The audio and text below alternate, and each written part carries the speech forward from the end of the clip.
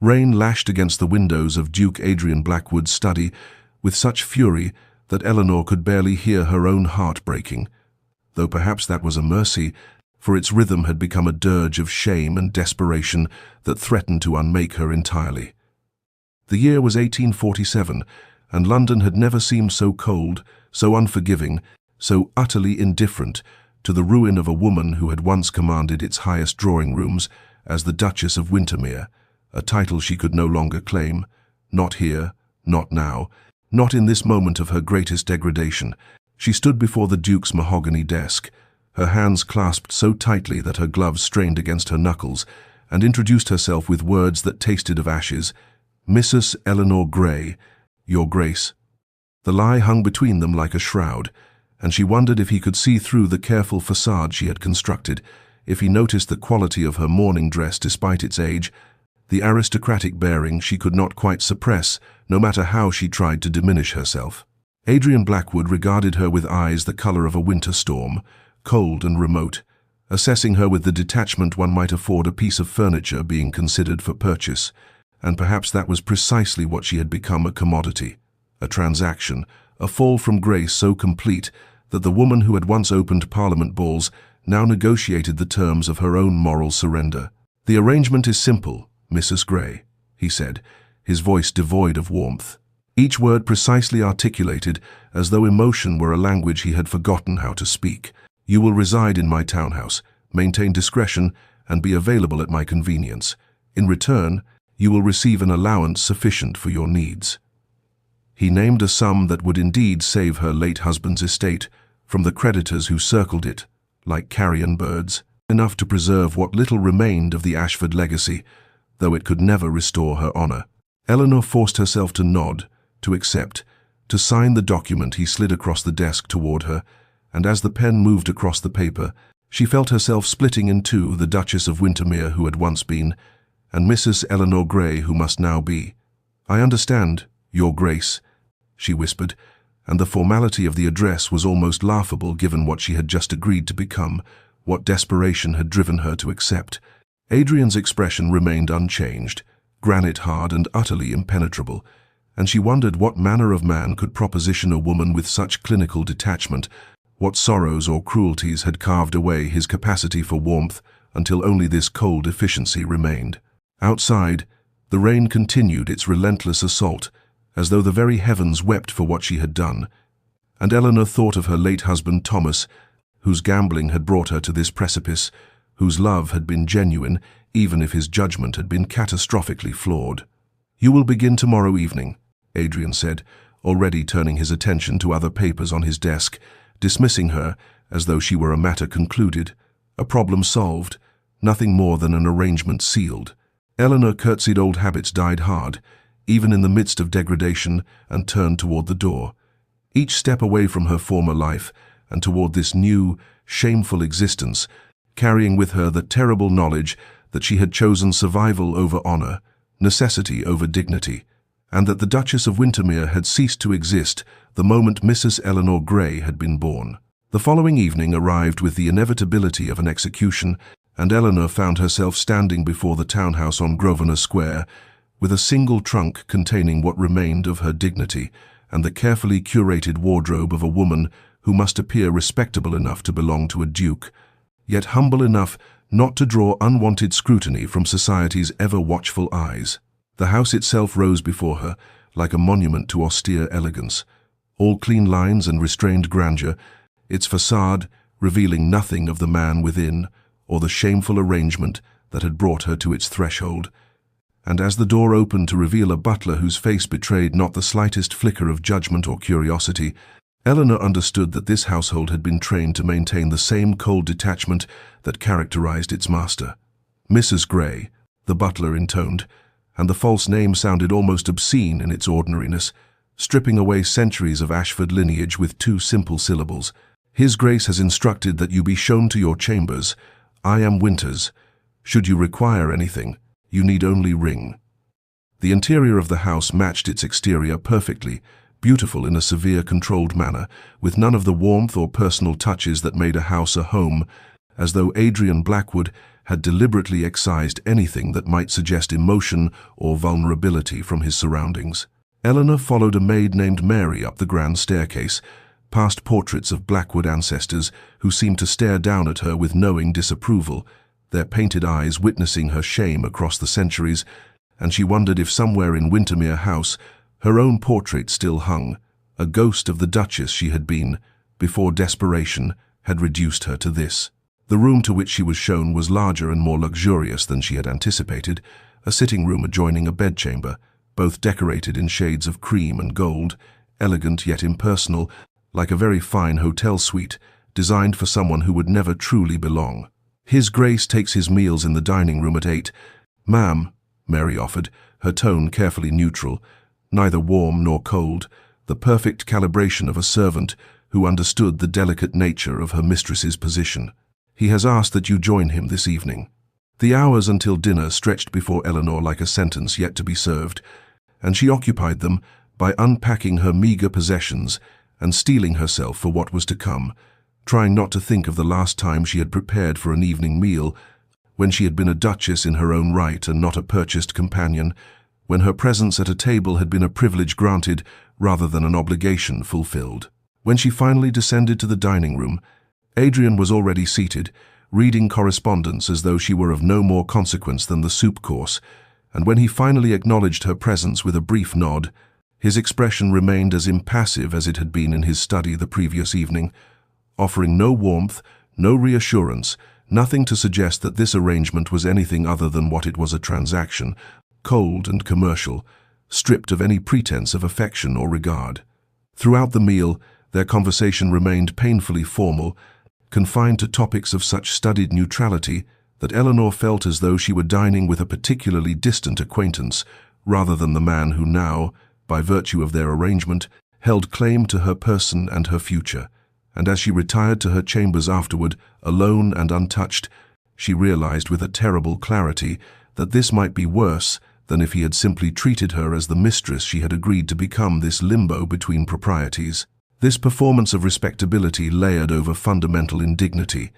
this careful pretense that she was a guest rather than a kept woman, made the reality of her fall all the more devastating, for it forced her to maintain the manners of a duchess while inhabiting the position of a courtesan, to be Eleanor Ashford in bearing while answering to Eleanor Grey in name, to carry the weight of her secrets and her shame with the same impeccable posture she had once used to bear a coronet. Weeks passed with the slow, measured rhythm of a clock counting down to some inevitable reckoning, and Eleanor found herself observing the Duke of Blackwood the way one might study a portrait in a gallery, carefully, minutely, searching for meaning in every brushstroke of his existence, trying to understand the man behind the cold facade that he presented to the world and to her. His routines were rigid, almost militaristic in their precision. He rose at 6, took breakfast alone in his study while reading the Times, spent his mornings attending to estate business with the efficiency that suggested he found comfort in ledgers and contracts, lunched sparely, and devoted his afternoons to correspondence or the rare parliamentary obligation, returning each evening to dine with Eleanor in that same terrible silence that had characterized their first meal together, as though words were a currency he could not afford to spend. She began to notice small things, details that revealed glimpses of the man beneath the armor of his aristocratic reserve, how he always sat in the same chair by the fire, though never seeming to take comfort from its warmth, how he avoided the music room entirely, its door always closed as though it contained something too painful to confront, how he declined every social invitation that arrived, his isolation self-imposed and absolute. The house itself seemed to reflect his internal landscape, beautiful but barren, lacking the personal touches that made a residence feel inhabited rather than merely occupied. And Eleanor realized that Adrian Blackwood had not created a home, but rather a mausoleum, a place to exist without truly living. One evening, she noticed books on his desk, volumes on grief, on loss, their spines worn as though they had been consulted many times, and the titles struck her with unexpected force. On the Nature of Sorrow, Meditations for the Bereaved, works that spoke of a pain so profound that he had sought understanding in the writings of strangers. Their interactions remained painfully formal, brief exchanges that never ventured beyond necessity,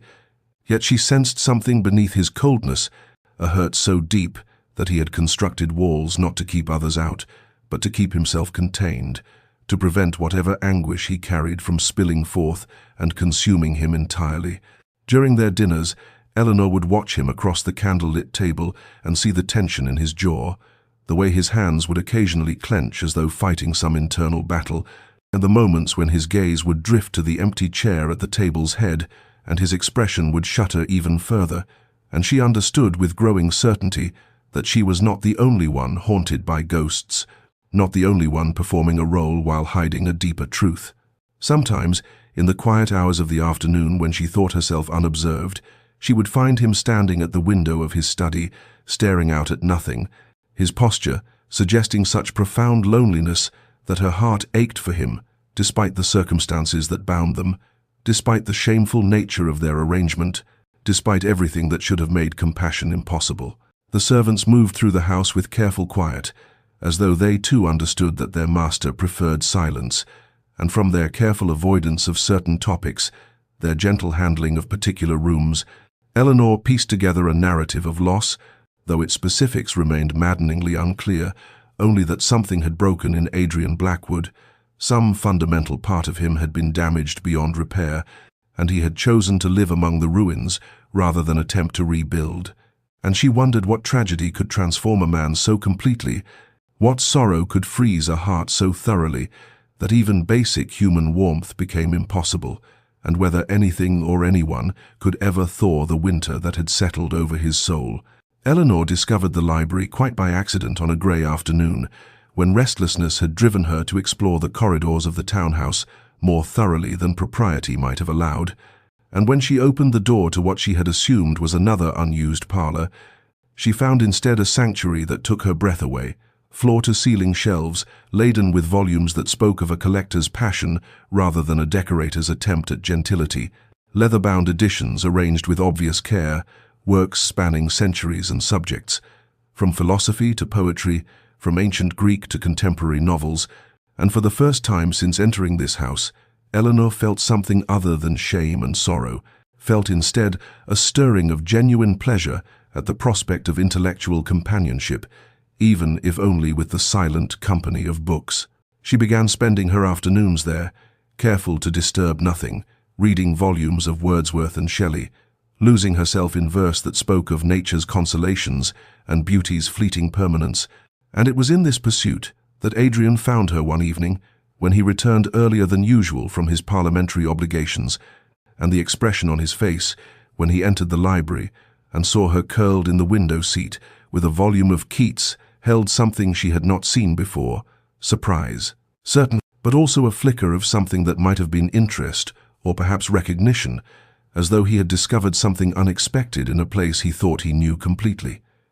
"You read poetry," he said, and it was not quite a question, more an observation that carried within it a weight of reassessment, as though this single fact had altered some calculation he had made about her character or worth. Eleanor felt her heart quicken with sudden danger, for she had been so absorbed in the verse that she had forgotten to guard her reactions, forgotten that a woman of the station she pretended to occupy might not be expected to find solace in romantic poetry, or to hold a first edition with the reverent care of one who understood its value,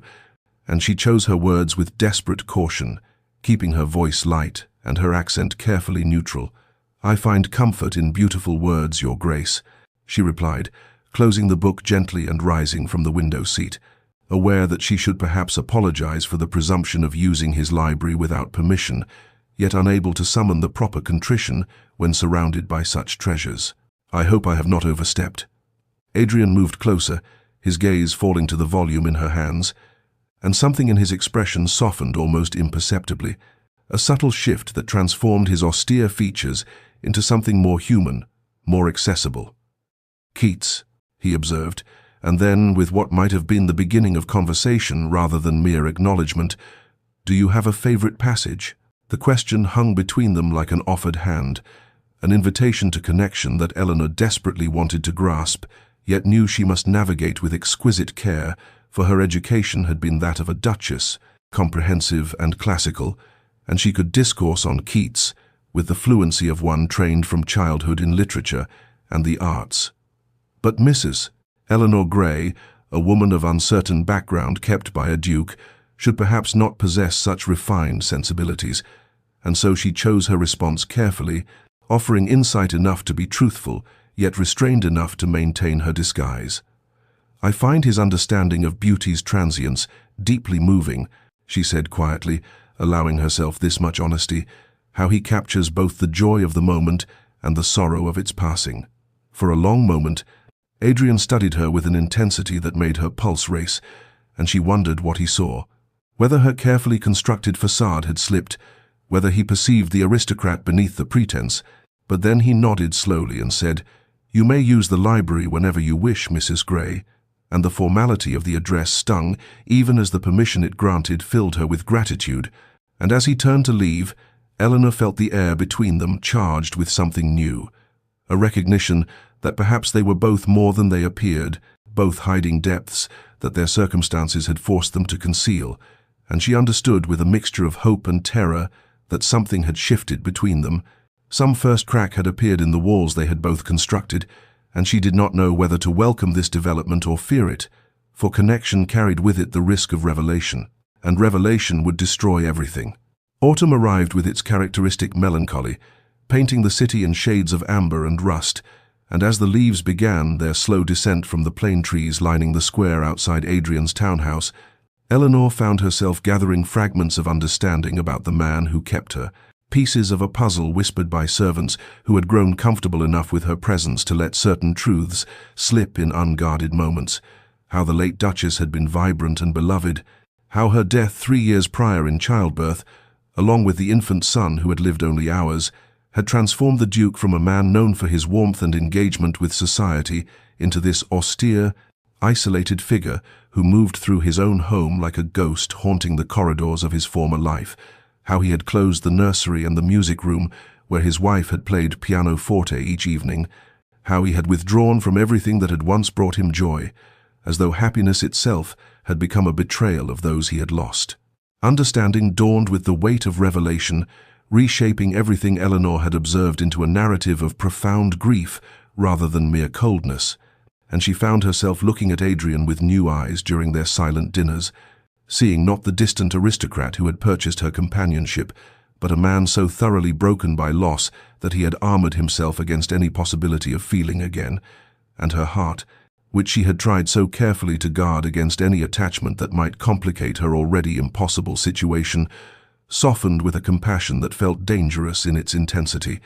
She began leaving small gestures throughout the house, tokens of care that she could offer without presumption or expectation of acknowledgement. A book of Wordsworth's poetry left open on the library table to a passage about nature's capacity to heal, marked with a ribbon of blue silk, his preferred tea prepared exactly as he took it, and waiting in his study when he returned from his morning ride. The fire in the drawing room lit and ready, though he had never explicitly requested such attention, small acts of tenderness disguised as mere household efficiency, ways of saying what she could not speak aloud, that she saw his pain, that she understood the weight of sorrow he carried, that she wished somehow to ease the burden of his solitary grief. Adrian noticed these gestures. She was certain of it, for she would sometimes catch him pausing over the marked passage in the book, his fingers tracing the words with an expression that suggested he understood the message being offered, or finding him holding the teacup with both hands as though drawing comfort from its warmth, his gaze distant and contemplative,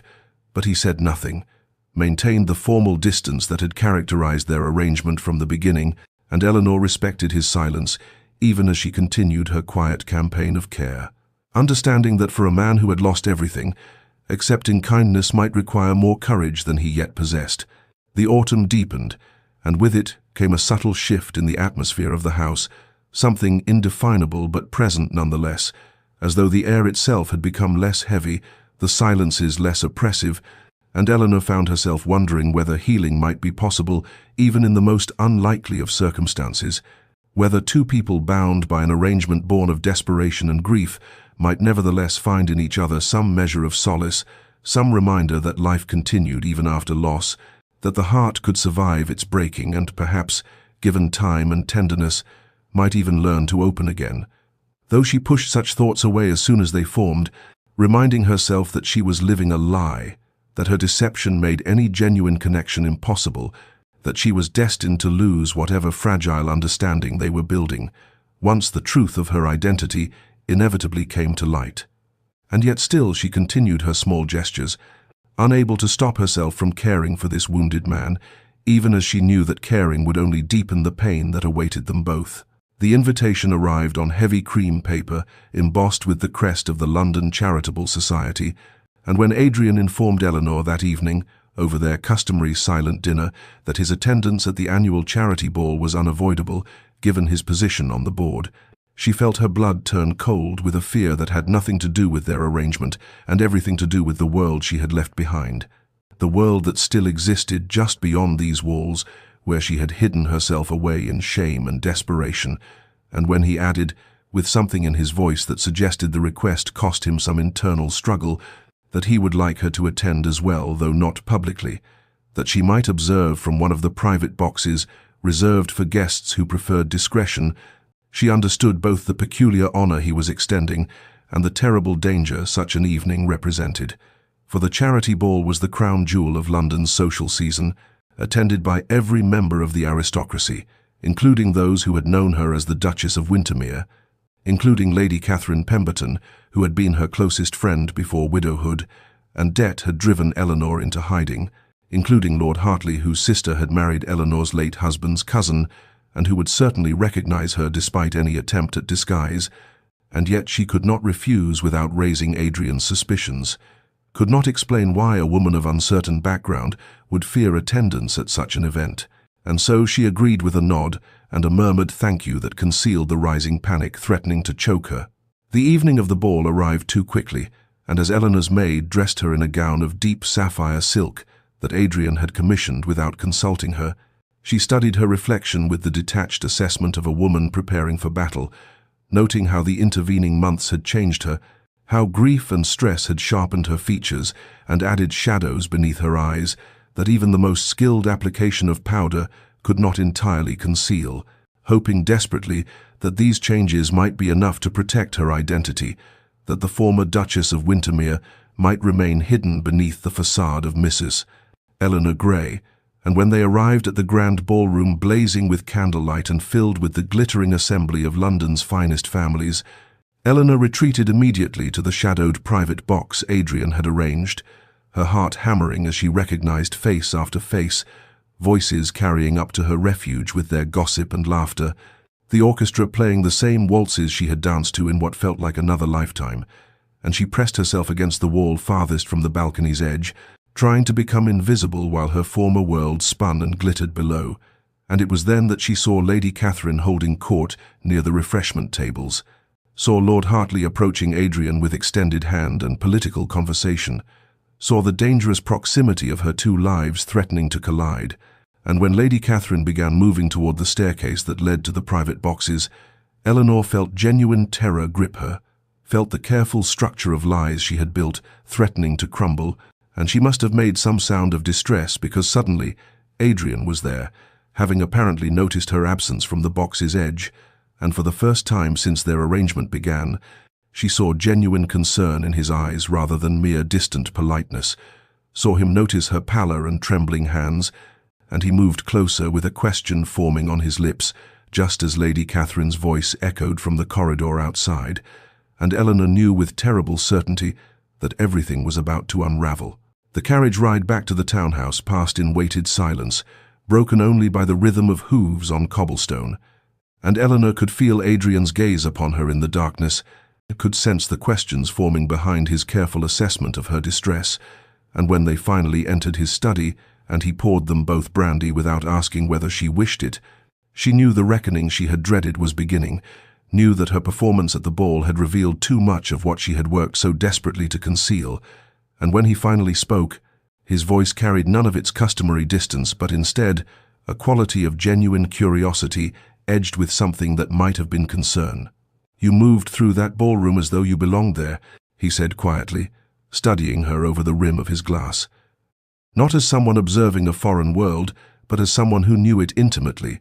who understood its rhythms and hierarchies without conscious thought.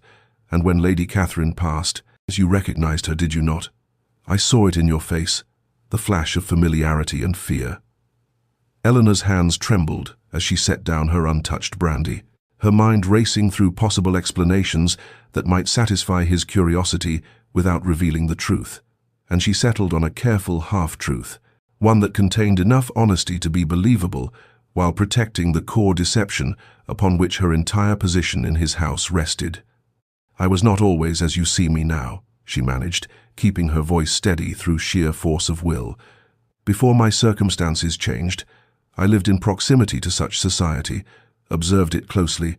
understood its patterns, though I was never truly part of it." Adrian leaned forward, his eyes searching her face with an intensity that made her want to look away, but she held his gaze, knowing that retreat would only deepen his suspicion, and she saw intelligence there along with the grief she had come to recognize, saw a man who was perhaps more perceptive than she had credited, who had noticed not just her distress at the ball, but all the small inconsistencies that had accumulated over their months together.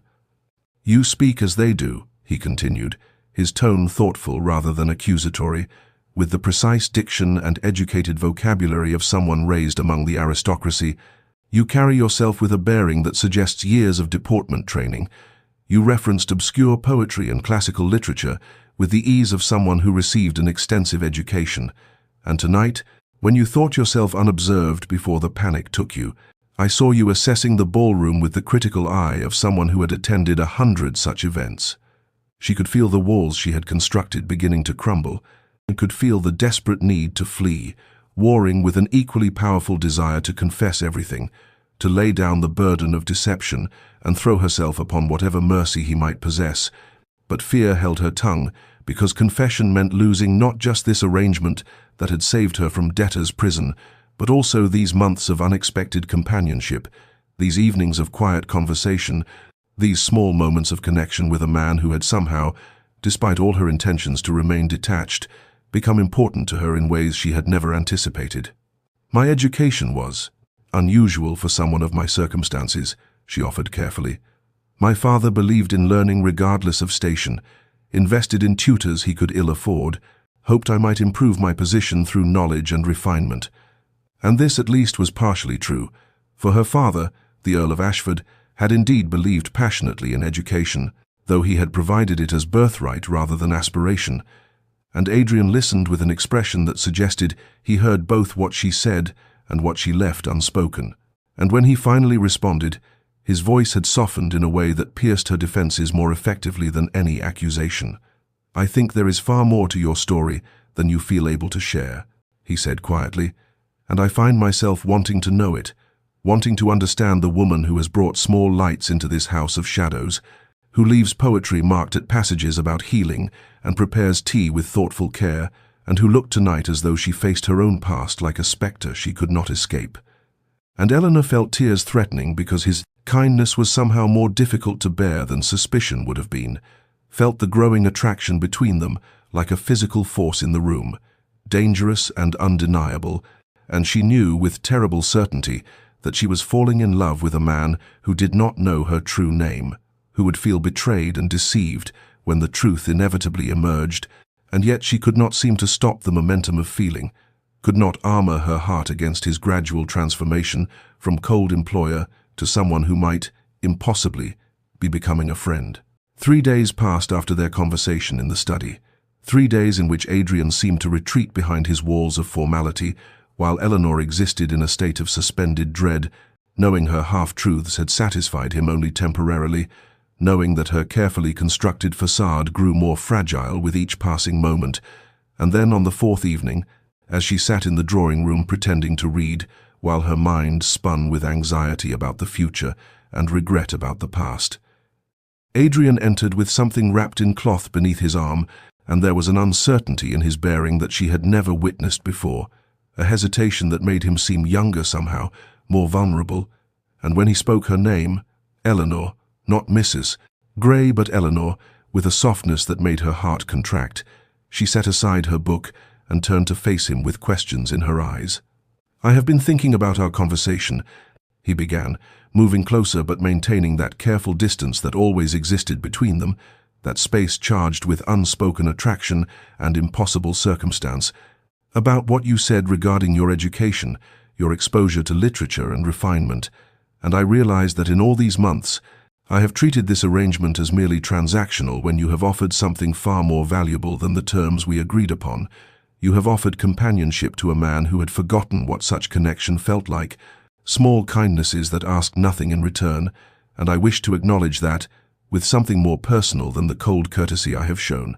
He extended the wrapped package toward her, and Eleanor took it with trembling hands, feeling the weight and shape of a book beneath the cloth, and when she carefully unwrapped it, she gasped aloud, because there in her hands lay a first edition of Wordsworth's lyrical ballads, the very collection she had quoted from memory that evening in the library weeks ago when they had first discovered their shared love of poetry. And she knew without asking that this was no common volume, but a rare treasure that must have cost him considerable effort to locate. And the gesture was so tender, so thoughtfully personal, so unlike anything she had expected from their arrangement, that tears sprang to her eyes unbidden, tears she could not control or conceal. "I remembered you quoted from Tintern Abbey," Adrian said quietly, watching her reaction with an intensity that suggested her response mattered deeply to him. The passage about nature and memory, about how certain moments return to us in times of darkness, and I thought perhaps having the words themselves might provide some comfort, might be a light in whatever shadows you carry. And his perception, his recognition that she existed in a state of concealed pain, his desire to offer solace even without knowing the full truth of her circumstances, broke something open inside Eleanor's chest, some last barrier she had maintained against feeling too much, caring too deeply, and the tears spilled over despite her efforts to contain them, running down her cheeks as she clutched the precious volume against her heart. Adrian moved then without apparent thought, closing the distance between them, and for the first time since their arrangement began, he touched her with genuine tenderness rather than the formal courtesies their situation demanded, his hand rising to her face to gently wipe away a tear with his thumb, and the contact sent electricity through Eleanor's entire body, made her breath catch, and her eyes close against the overwhelming mixture of longing and shame and desperate love that threatened to consume her, and when she opened her eyes again, Adrian was looking at her with an expression that revealed everything he felt, the desire and confusion and something deeper that might have been love, beginning to take root, despite all the reasons it should not, could not, must not exist. They stood frozen in that moment of profound connection, his hand still against her cheek, her tears still wet beneath his fingers. The book pressed between them like a talisman of all the words they could not speak, and Eleanor saw fear flash across Adrian's features as he recognized what was happening, recognized that their careful boundaries had dissolved, that whatever existed between them had transcended the cold arrangement that had brought her to his house, and she watched him retreat, watched him step backward with something like panic replacing the tenderness in his eyes, watched him struggle to rebuild the walls that had just crumbled, and she understood because she felt the same terror, the same knowledge that they were sliding towards something that could only end in revelation and ruin, and yet neither of them could seem to stop the momentum of feeling that had been building since that first evening in the library. Perhaps even since the rain-soaked night when she had agreed to become his mistress, two lonely souls drawn together by circumstance and held apart by secrets that grew heavier with each passing day. Winter came to London with gentle snow that transformed the grey city into something softer, more forgiving, and as the months passed since that evening, when Adrian had given Eleanor the precious book, and they had both retreated from the precipice of acknowledged feeling, something fundamental had shifted in the careful architecture of their arrangement,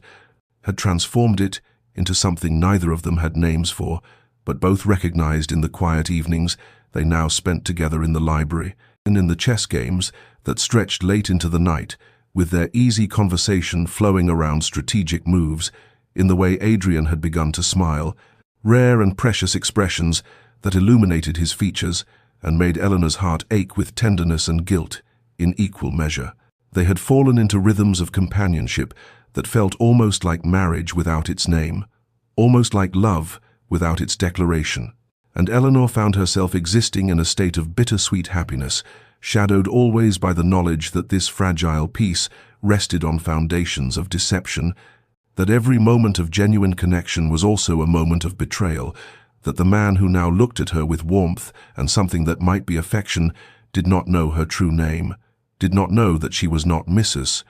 Eleanor Grey but Lady Eleanor Ashford, widowed Duchess of Wintermere, and this secret grew heavier with each passing day, each shared laugh, each evening when they sat before the fire, and he read aloud while she worked at her embroidery, the very picture of domestic tranquility built upon lies. Adrian had changed in ways both subtle and profound, the rigid isolation that had characterized him when she first arrived, giving way to something warmer, more open, and she watched him transform through small moments that accumulated into undeniable evidence of healing, watched him engage with his staff with kindness rather than cold formality, watched him accept invitations to small gatherings he would have previously refused, watched him emerge slowly from the shell of grief that had encased him since his wife's death, and Eleanor knew with painful certainty that she had contributed to this transformation, that her presence had somehow helped him begin to live again, and this knowledge made her deception feel even more monstrous because she had given him companionship while withholding truth, and had offered healing while concealing the very circumstances that made their arrangement necessary. The guilt had become her constant companion, a weight that pressed against her chest in quiet moments, that invaded her dreams and turned her few hours of sleep into restless struggling with conscience, and she began to understand with terrible clarity that this situation could not continue indefinitely, that the love growing between them demanded honesty, even as honesty would destroy everything they had built, and she lived suspended between impossible choices, knowing she should confess but unable to bear the thought of losing him, knowing she should leave before he discovered the truth, but unable to walk away from the only happiness she had known since her husband's death had plunged her into desperation. One evening, as they sat playing chess, the fire casting warm light across Adrian's features as he contemplated his next move, he looked up at her with an expression of such unguarded affection that Eleanor felt her breath catch, felt tears threaten because she knew she did not deserve this tenderness and this growing love from a man who believed her to be someone she was not. And when he reached across the board to touch her hand, a gesture that had become familiar in recent weeks, she had to close her eyes against the pain of loving him while deceiving him,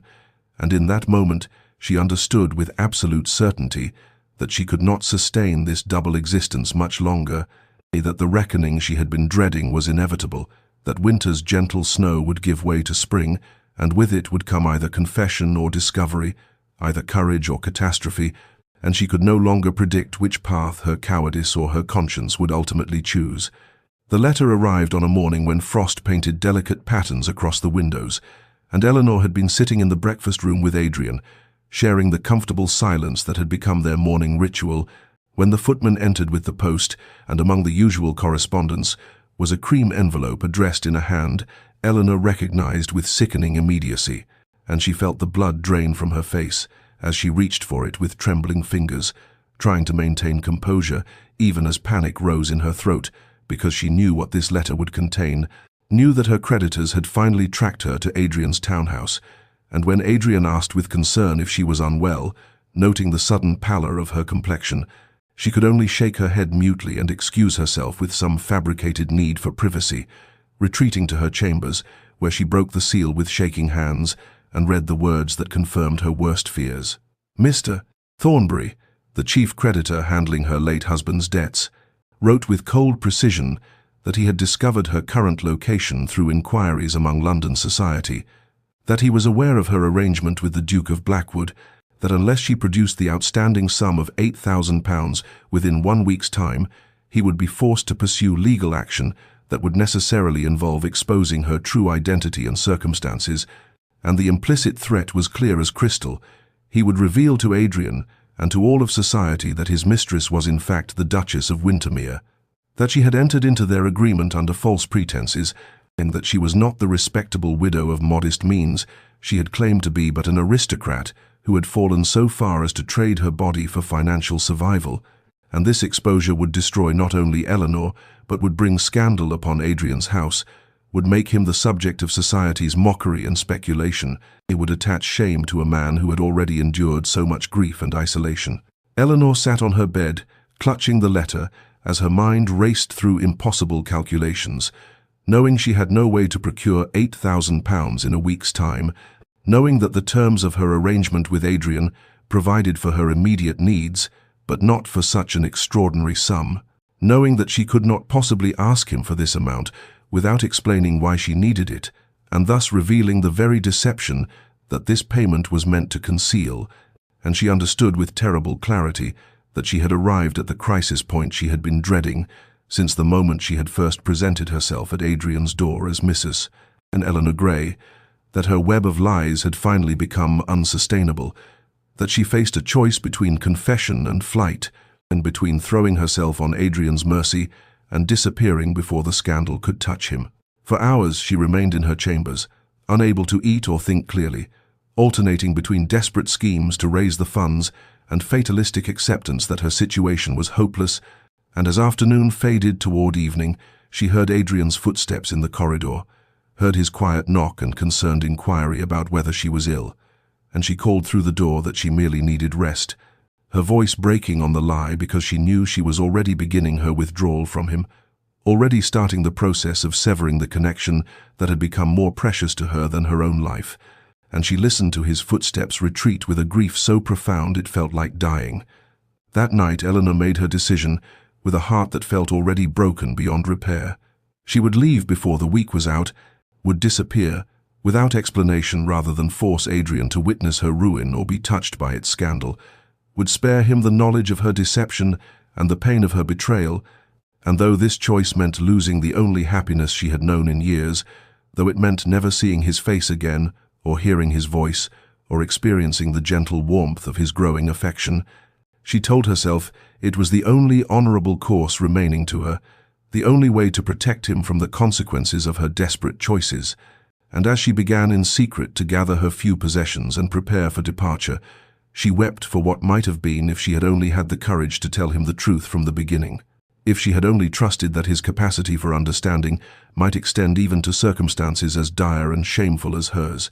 But it was too late now for such regrets, too late for anything, except the cold comfort of knowing that in leaving, she was finally doing something selfless, something that prioritized his welfare over her own longing. And she clung to this thought as winter's darkness gathered outside her window and the countdown to revelation began its inexorable march toward catastrophe. Eleanor had intended to leave at dawn, had packed her modest belongings in the hours before sunrise, with hands that trembled and eyes that burned from sleepless tears, but fate intervened in the form of her own exhausted carelessness. For in her distracted state, she had left upon the writing desk in her chambers the creditor's letter, alongside other correspondence she had been sorting through, in preparation for her departure, documents that bore her true name and title, papers addressed to Her Grace, the Duchess of Wintermere, and when Adrian came seeking her that morning with concern etched upon his features because she had not appeared for breakfast and the servants reported sounds of movement in her rooms at odd hours, he entered to find her chamber in disarray, her trunk half-packed, and upon the desk those damning papers that lay exposed in the pale morning light like evidence at a trial. She heard his sharp intake of breath, turned from where she had been folding a shawl to see him standing frozen with the letter in his hand, his face draining of all color as he read first the creditor's threat and then the other correspondence, his eyes moving over the words, Her Grace, the Duchess of Wintermere, again and again, as though repetition might somehow change their meaning. And Eleanor watched the precise moment when understanding crashed over him like a wave, watched shock give way to something harder and more terrible, watched the warmth that had gradually illuminated his features over these past months extinguish completely,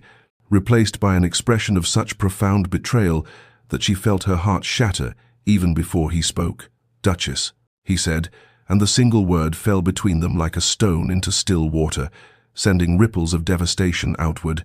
and there was in his voice such cold fury, such absolute incomprehension that Eleanor could not find words to respond, could only stand mute and trembling as he advanced toward her with the letters clutched in his fist, demanding, Explain this. Explain how you came to my door as Mrs. Eleanor Grey, when you are, in fact, Lady Eleanor Ashford, Duchess of Wintermere. Explain how you have shared my home, my table, my— But he could not finish, and could not articulate what else she had shared, and Eleanor found her voice at last, though it emerged broken and desperate, saying, I can explain, Adrian. Please let me explain. But he cut her off with a gesture sharp as a blade, commanding her to speak the truth for once in their acquaintance, to confess the full extent of her deception. The words tumbled from Eleanor then in a torrent of desperate honesty, how her husband had died, leaving debts that exceeded the value of their estate, how the creditors had circled like wolves scenting blood, how she had exhausted every honorable option before arriving at his door, how she had given a false name because she could not bear the additional shame of being known as a duchess, trading her body for financial survival, how every moment with him had been genuine despite the deception of her identity, how she had come to love him though she had no right to such feelings. And as she spoke, she watched his face remain hard and unyielding, watched him process each revelation with visible effort, and when she finally fell silent, spent and shaking, he stood before her like a judge, pronouncing sentence, saying with terrible quiet that she had made him complicit in her fraud, had taken his affection under false pretenses, had transformed what he had believed was an honest arrangement, however unconventional, into an elaborate deception. And did she understand? Could she possibly comprehend what she had done to him, how she had manipulated a man already wounded by loss into caring for a fiction? And Eleanor could only whisper, yes, yes, she understood, yes, she knew her guilt, yes, she deserved his anger and his contempt. And when he finally spoke again, his voice was hollow with finality, telling her to leave his house immediately, to take her deceptions and her debts and her false name, and remove herself from his sight. And Eleanor gathered what remained of her dignity, collected her partially packed belongings, and walked past him toward the door, pausing only to say that she was sorry, so desperately sorry, that loving him had been the one true thing in all her lies. But he turned away without response, and she descended the stairs for the last time, knowing she had lost not merely her refuge, but the only man who had ever truly seen her soul, even if he had not known her name. The hired carriage rattled through London's grey streets, carrying Eleanor away from Adrian's townhouse and toward a future that seemed to stretch before her like a barren wasteland. And she sat rigid upon the worn seat, clutching her small trunk with hands that had gone numb from more than just the cold, replaying every moment of their confrontation with a kind of masochistic precision that carved each of his words deeper into her consciousness. And she understood with perfect clarity that his fury was entirely justified, that she had indeed deceived him in the most fundamental way possible, had allowed him to develop feelings for a woman who did not technically exist, for Mrs. Eleanor Grey had been nothing more than a convenient fiction, while Lady Eleanor Ashford, Duchess of Wintermere, had hidden behind that mask like a coward, afraid to face the full weight of her own degradation. Yet even as she accepted the righteousness of his anger, even as she acknowledged that she deserved his contempt and his dismissal, a small voice within her whispered that he had not understood, could not possibly comprehend the impossible position she had occupied. The choice between watching her family's ancient estate crumble under the hammer of creditors or sacrificing her honor to preserve what little remained of her late husband's legacy. And this voice grew stronger as the miles passed, transforming her numb acceptance into something sharper, something that tasted of defiance even through her grief.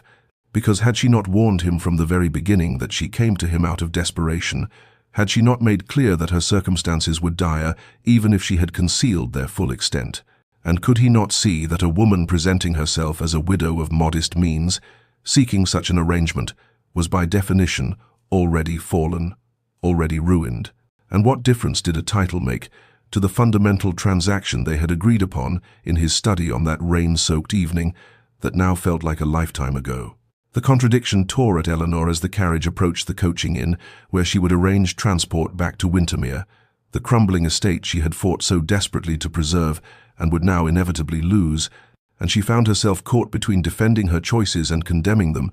between rage at Adrian's inability to see past his own wounded pride to the desperate woman who had loved him with a sincerity that transcended names and titles, and shame at her own capacity for deception, at the ease with which she had maintained her false identity, even as their relationship had deepened into something neither had anticipated or sought. And she wondered whether she had truly believed she could sustain the lie indefinitely, whether some part of her had always known that discovery was inevitable and had simply been too weak or too selfish to sacrifice the happiness she had found in his presence, those stolen months of quiet companionship and growing warmth that had made her feel human again after so long feeling like nothing more than a collection of debts and obligations. When the carriage finally stopped, and the driver opened the door with professional indifference to whatever drama played out in his passenger's red-rimmed eyes and trembling hands, Eleanor descended into the inn's courtyard carrying her trunk and the weight of 2 identities, neither of which seemed to fit anymore, for she was no longer Mrs. Grey, who had known brief happiness in a duke's austere townhouse, and she could never again be the Duchess of Wintermere, who had once moved through society's glittering ballrooms with confidence and grace. And as she arranged for the journey that would carry her back to face her creditors and her ruin, she permitted herself one final thought of Adrian, standing alone in her abandoned chambers, surrounded by the evidence of her deception, and she whispered into the cold air that she was sorry, so desperately sorry, not for the lie itself which had been born of necessity, but for not trusting him enough to offer the truth when trust had begun to grow between them, like something green and new, pushing through winter's frozen ground. And then she turned her face toward home and toward the ending she had perhaps always been destined to meet,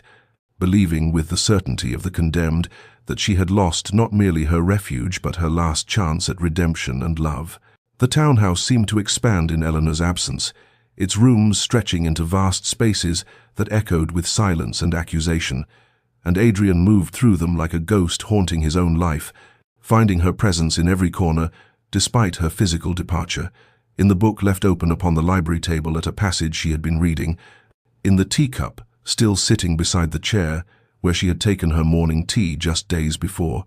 in the faint scent of lavender that lingered in the chamber she had occupied, and he found himself standing in that room's doorway more often than he cared to admit, staring at the stripped bed and empty wardrobe, as though they might yield answers to questions he could not fully articulate, even to himself. His anger, which had burned so bright and righteous in the moment of discovery, had begun to cool into something more complicated and infinitely more painful. For in the days since her departure, he had found himself examining not merely her deception, but his own response to it, questioning why the revelation of her true identity had wounded him so deeply when the fundamental nature of their arrangement had always been transactional and impermanent. And he was forced to confront the uncomfortable truth that somewhere in those months of quiet companionship and growing warmth, he had fallen in love with Mrs. Eleanor Grey, or rather with the woman he had believed her to be,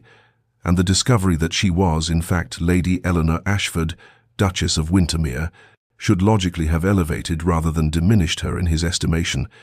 Yet it had shattered something in him that he only now recognized as hope. The cruel irony did not escape him, this realization that he had developed profound feelings for a woman he had considered beneath his station, only to discover she had always been his equal,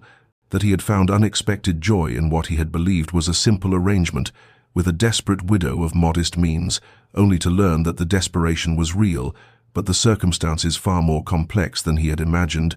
and he sat alone in his study night after night, wrestling with the question of what precisely she had deceived him about. For had she not been honest about her widowhood,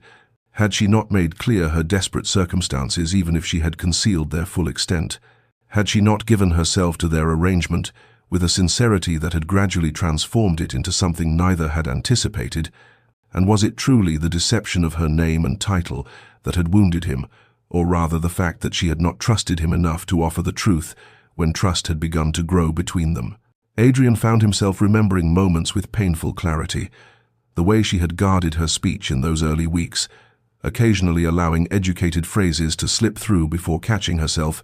the terror in her eyes at the charity ball when she had thought herself recognized, the growing guilt he had observed shadowing her features as their relationship had deepened, and he understood now that she had been caught in an impossible trap of her own making, unable to confess without risking everything, yet unable to continue the deception without betraying the feelings that had developed between them. And he wondered whether he would have possessed the courage to make a different choice in her position, whether pride and honor were virtues one could afford when faced with the complete destruction of everything one had been raised to protect and preserve. The house felt unbearably empty without her presence, without the small sounds of her movement in adjacent rooms, without her quiet voice reading aloud from poetry in the library, without the warmth of companionship that had slowly thawed the frozen landscape of his grief-stricken existence.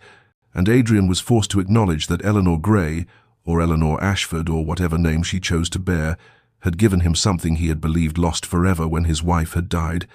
had reminded him that life could hold gentleness and beauty and connection,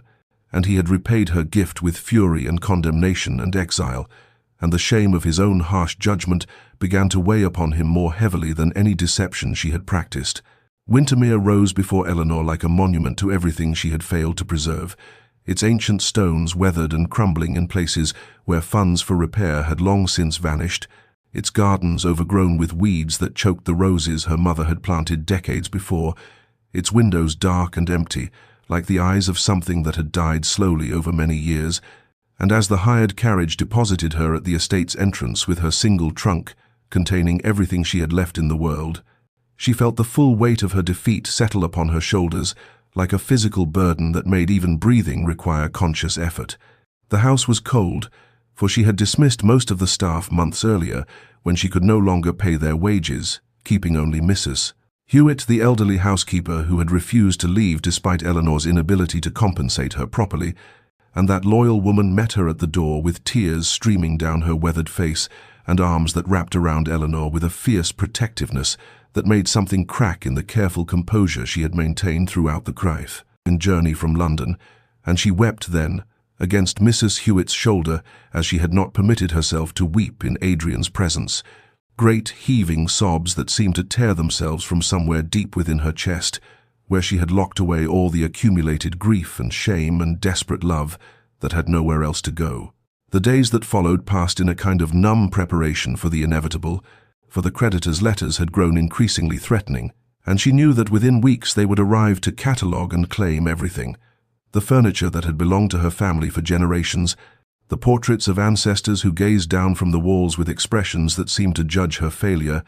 the books and silver and crystal that represented not merely material wealth, but the accumulated history of a noble house that would end with her. And she moved through the empty rooms like a ghost, cataloguing memories, touching objects that would soon belong to strangers, saying silent farewells to a life and an identity that were being stripped away piece by piece. Yet it was not the loss of Windermere that caused her the deepest pain, for she had made her peace with that inevitability long ago when she had first stood in Adrian's study and agreed to become his mistress, trading honor for a temporary reprieve that had always been destined to end in this moment of complete ruin, and instead it was the memory of Adrian himself that haunted her waking hours and invaded her dreams, the way his face had transformed from coldness to genuine warmth over those months together, the sound of his rare laughter when she had made some clever observation during their chess games, the gentleness in his hands when he had touched her face to wipe away her tears, and she understood with perfect clarity that she had lost something infinitely more precious than an estate or a title, had lost the only man who had ever truly seen her, not as a duchess or a burden or an obligation, but simply as Eleanor, a woman worthy of consideration and care and perhaps even love. In the long evenings when darkness fell early, and the house creaked and settled around her like a living thing breathing its last, Eleanor sat at the desk in what had been her father's study and wrote letters she would never send, pouring out her heart in words that flowed with desperate honesty, now that there was no one to read them and no reputation left to protect. And she wrote to Adrian, telling him everything she had not found the courage to say during their confrontation, that she loved him with a depth and sincerity that transcended the deception of her name, that she was sorry not for the lie itself, which had been born of impossible necessity, but for not trusting him with the truth when trust had begun to grow between them, and that she understood his anger and his sense of betrayal, and accepted them as her just punishment, and that she would carry the memory of their time together like a treasure even into the poverty and obscurity that awaited her, for he had given her something she had believed forever lost, had reminded her that she was human and capable of feeling and deserving of gentleness. And she sealed these letters and locked them away, knowing they represented the closest she would ever come to redemption or absolution, believing with the certainty of the condemned that reconciliation was impossible, and that the best she could hope for was to face her ruin with whatever dignity remained to a woman who had sacrificed everything and gained nothing but the bittersweet knowledge of what love might have been, if circumstances and choices and the weight of necessity had not conspired to destroy it before it could fully bloom. Adrian sat in his study with the documents spread before him, like pieces of a puzzle he had finally assembled into a coherent picture. Having spent 3 days employing investigators to verify every detail of Eleanor's story, and what they had uncovered was not evidence of deliberate manipulation, but rather a chronicle of desperate choices made by a woman who had faced impossible circumstances with the only weapons available to her, for the reports confirmed that her husband, the late Duke of Wintermere, had indeed been a compulsive gambler who had mortgaged every unentailed property and borrowed against the estate's future revenues to fund his addiction, leaving Eleanor widowed at 26 with debts that exceeded £40,000 and creditors who had shown no mercy to a woman who bore no legal responsibility for her husband's excesses, yet found herself morally bound to preserve his family's legacy and protect the tenants and servants who depended upon Wintermere's continued existence. The investigators had discovered that Eleanor had first attempted to settle the debts through legitimate means, selling her jewelry and personal effects, dismissing staff, closing the London house, petitioning distant relatives who had refused her pleas, and even appealing directly to creditors for extended terms or reduced settlements, all of which had been rejected or proven insufficient, and only after exhausting every honourable option had she made the choice to present herself at his door as Mistress. Eleanor Grey, widow of modest means seeking an arrangement that would provide the funds necessary to satisfy at least the most pressing debts and buy time to find a more permanent solution. Adrian found himself reading and rereading the reports with growing recognition of the courage it must have required to make such a choice, to sacrifice not merely her reputation but her very identity, and to transform herself from Duchess to Mistress and live each day knowing that discovery would mean complete ruin. And he understood now that her deception had not been born of malice or mercenary calculation, but of the same quality he had once valued in his late wife. A fierce determination to protect those under her care, even at tremendous personal cost, and the realization filled him with shame for his harsh condemnation and fury at discovering her true identity, for what he had perceived as betrayal was in fact evidence of precisely the kind of character he most admired, the willingness to bear suffering silently rather than allow it to fall upon those more vulnerable. He thought of the woman he had come to know over those months of quiet companionship,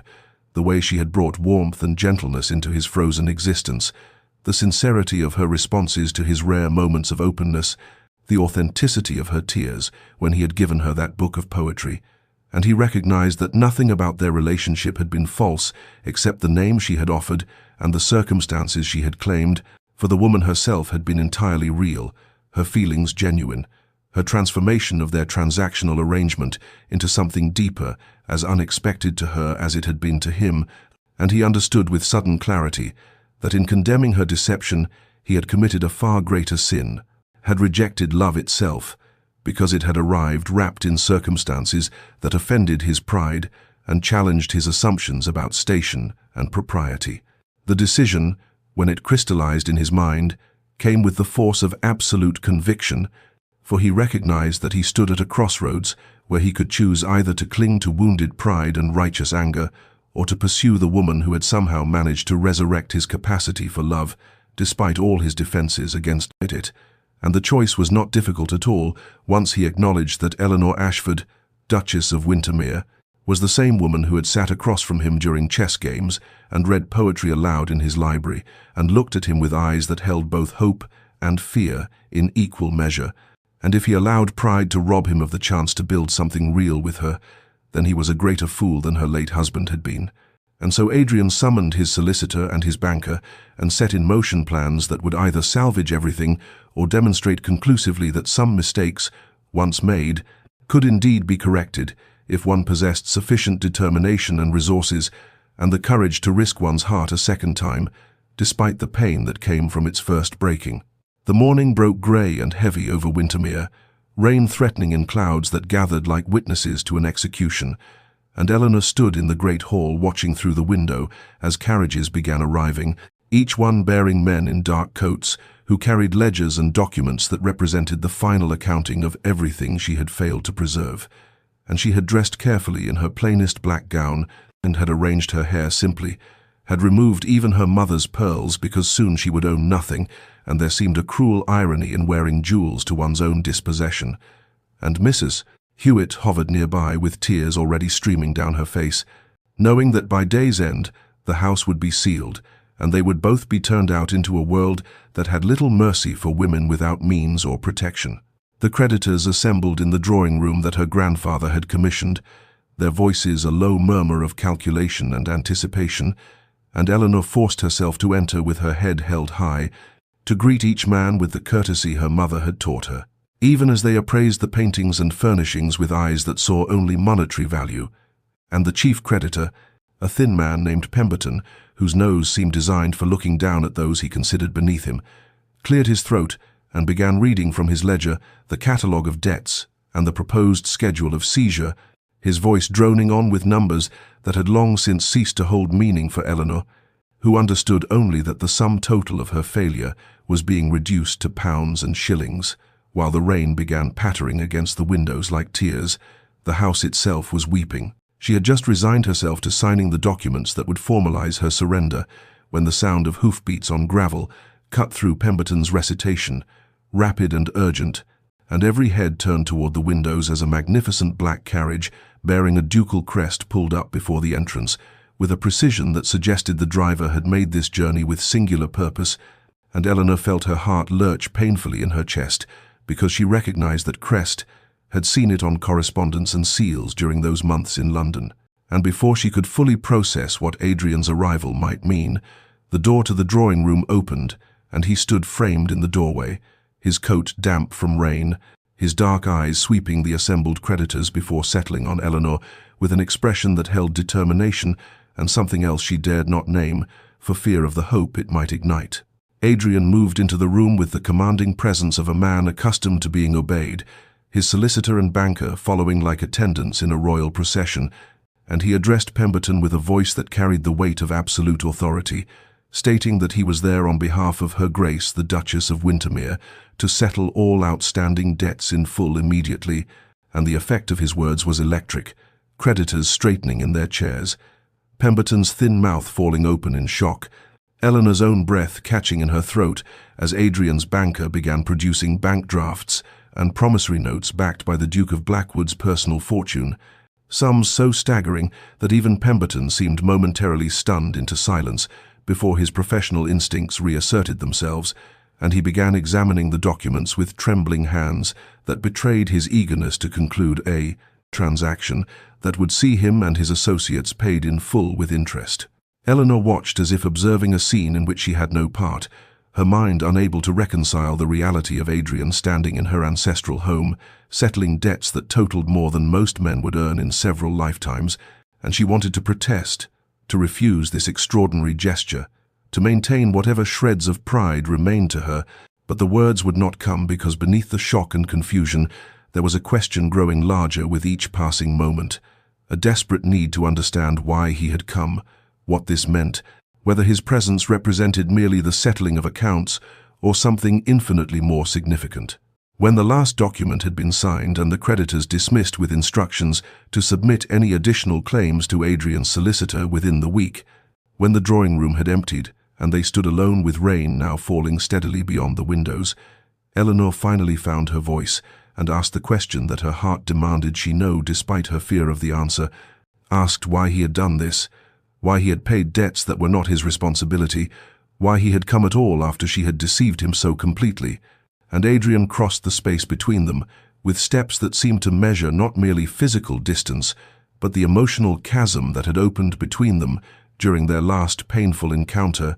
and he said words that she would remember for the rest of her life, his voice rough with emotion barely contained, that he had come not as her patron or benefactor, but as a man who had been fool enough to let wounded pride nearly cost him the only woman who had made him feel alive since grief had hollowed him out, that he was there to ask not for her gratitude, but for the chance to court her properly, as equals.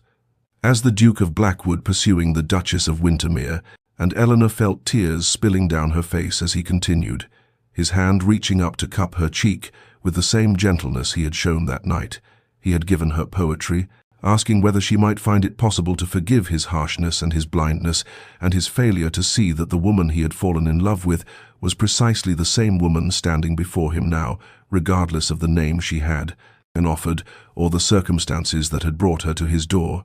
And she answered him, not with words, but by stepping into his arms and pressing her face against his chest, where she could hear his heart beating rapid and strong, and she whispered yes against the fabric of his coat, yes to forgiveness, and yes to courtship, and yes to the possibility that love might indeed be strong enough to bridge the distance between what they had been and what they might yet become if they possessed sufficient courage to trust each other with the truth of their hearts. The courtship that began in the drawing-room of Windermere that rain-soaked afternoon unfolded with a deliberateness that spoke of two people determined to build their foundation properly this time. For Adrian appeared at Eleanor's door 3 days later, bearing flowers from his own hothouse and an invitation to ride through Hyde Park, at the fashionable hour when all of London society would bear witness to the reclusive Duke of Blackwood paying court to the widowed Duchess of Windermere, and Eleanor accepted with a mixture of trepidation and hope, understanding that he was offering not merely companionship, but public declaration of his intentions, a statement that would invite scrutiny and speculation, but would also establish their relationship as something honorable and equal, rather than the shameful secret it had been. The news spread through drawing rooms and clubs with remarkable speed, whispers transforming into animated conversations about how the Duke, who had shuttered himself away in grief for 3 years, had emerged to pursue a Duchess whose own mourning period had been marked by mysterious seclusion at her country estate, and theories abounded about where they might have met and what had sparked this unexpected romance. But Adrian faced the gossip with the same commanding presence he brought to everything, appearing at Eleanor's side at the opera and the theatre, escorting her to gallery exhibitions and musical evenings, his hand at her elbow, a constant reminder that she no longer faced the world alone. Eleanor found herself navigating the peculiar experience of being courted by a man who already knew her intimately, yet was discovering her anew, for their conversations now ranged freely across topics that had been forbidden territory during those careful months when she had guarded every word for fear of revealing too much, and she spoke openly about her childhood at Windermere, her disastrous marriage to a man whose charm had masked his destructive habits, her years of trying to manage an estate while creditors circled like ravens, and Adrian listened with an attention that validated rather than judged, his own stories emerging in turn about his beloved first wife, Caroline, who had died of fever, the guilt he carried for failing to save her despite summoning every physician in London,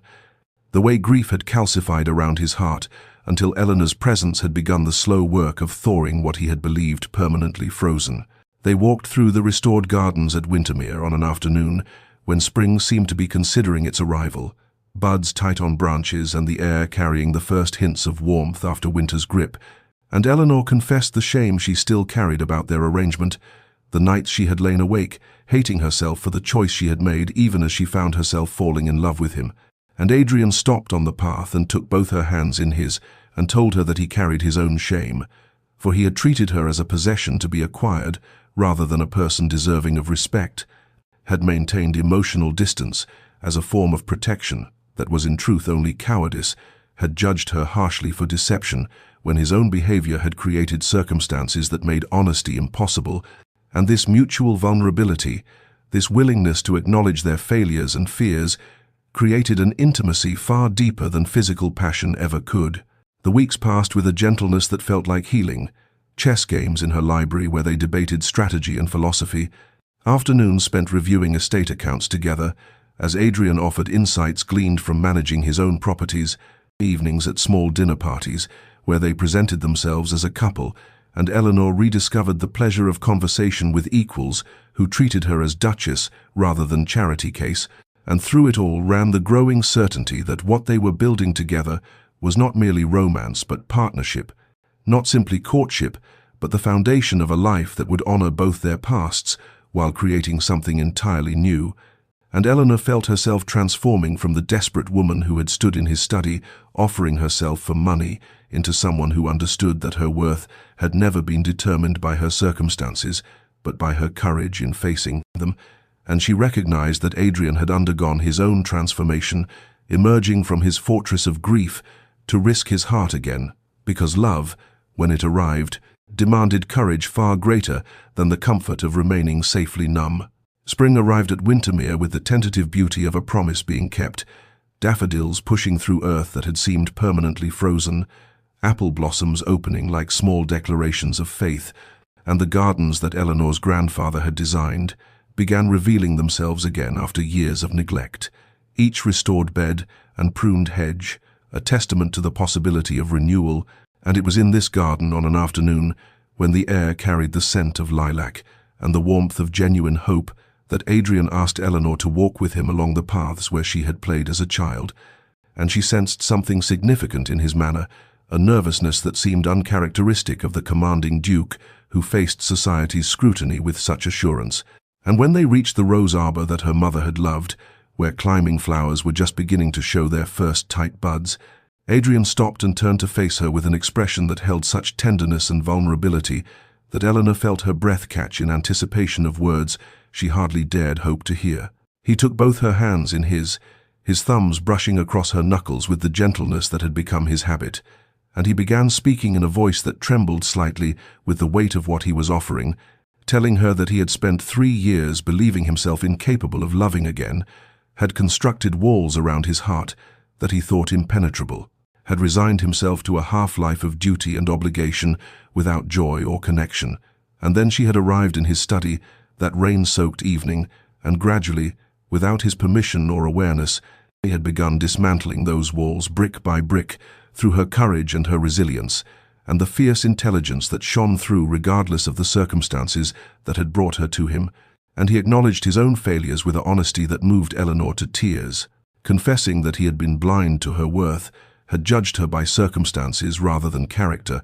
had maintained distance out of cowardice, masquerading as propriety, had nearly lost the most precious gift life had offered him, because he lacked the wisdom to recognize that love was not diminished by unconventional beginnings, but rather proved itself through the willingness to see beyond surfaces to the truth beneath. He spoke of how she had taught him that healing required courage, that opening one's heart again after loss was not betrayal of the past, but honoring of life's possibility, that the woman who had stood before him as Mistress Grey and the Duchess who stood before him now were the same person, and he loved every aspect of her with an intensity that sometimes frightened him because it made him vulnerable again to pain, but also opened him to joy he had thought forever lost. And then he released one of her hands to reach into his coat pocket and withdrew a ring that had belonged to his grandmother, a sapphire surrounded by diamonds that caught the afternoon light and threw back colors of hope and promise, and he knelt before her on the garden path, where spring flowers were beginning their ancient work of transformation, and asked whether she would consent to become his wife, not through obligation or arrangement, but through choice freely made, not as salvation from circumstance, but as partner in building a life together, founded on honesty and trust, and the kind of love that acknowledges imperfection while choosing devotion anyway. And Eleanor looked down at this man, who had travelled such distance from the cold duke, who had outlined terms in his study to the vulnerable human being, kneeling before her, offering his heart without reservation or protection, and she sank to her knees beside him there on the path, and cupped his face in her hands and said, "Yes," with a voice that carried the full weight of her transformation from desperate widow to woman who understood her own worth, yes to partnership, and yes to love, and yes to the remarkable truth that sometimes the most broken paths lead to the most beautiful destinations, if one possesses sufficient courage to continue walking them. And as he slipped the ring onto her finger and drew her into his arms, while spring continued its patient work of renewal around them, Eleanor understood that what they had built together through pain and honesty and the willingness to be vulnerable was infinitely more valuable than anything that had come easily, and that the life stretching before them was not merely second chance but authentic beginning, hard-won and therefore precious beyond measure. The wedding took place on a June morning when summer had finally claimed its dominion over England's countryside. The chapel at Wintermere filled with light streaming through stained glass windows that painted the ancient stones in colours of amber and rose and sapphire blue, and Eleanor stood in the small chamber adjoining the chapel, wearing a gown of ivory silk that had been her grandmother's, altered to fit her slender frame, her hands trembling slightly as her lady's maid arranged the veil of Belgian lace that had been a gift from Adrian's sister, who had travelled from Scotland to witness the union of her reclusive brother to the Duchess, whose unconventional courtship had become the talk of every drawing-room in London. And when the moment came to walk down the aisle, Eleanor moved through the assembled guests with her head held high, seeing faces from society who had once known her as the unfortunate Duchess of Wintermere, burdened with a dissolute husband, and now watched with curiosity and speculation as she approached the altar where Adrian waited in formal dress, his expression as she drew near, holding such undisguised love and wonder that Eleanor felt tears threatening to spill, despite her determination to maintain composure, and when she reached him and he took her hand in his, the trembling ceased, because she knew with absolute certainty that this moment was right, that the journey from that rain-soaked evening in his study to this sun-filled chapel had been necessary, that every pain and shame and moment of desperation had been required to strip away pretense and reveal the essential truth of who they were and what they could become together. The ceremony proceeded with the ancient words that had bound countless couples across centuries, but Eleanor heard them as though for the first time, the promises taking on weight and meaning that transcended mere ritual, because they were spoken by two people who understood the cost of commitment, who had seen each other at their worst and most vulnerable and chosen love anyway. And when Adrian slid the gold band onto her finger beside his grandmother's sapphire ring,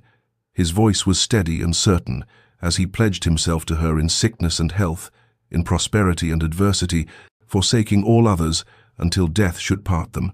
And Eleanor made her own vows with equal conviction, thinking of how far they had both traveled from the cold transactional arrangement that had brought them together to this moment of genuine partnership, freely chosen. And when the vicar pronounced them husband and wife, and Adrian lifted her veil to kiss her with a tenderness that made several ladies in the congregation reach for their handkerchiefs,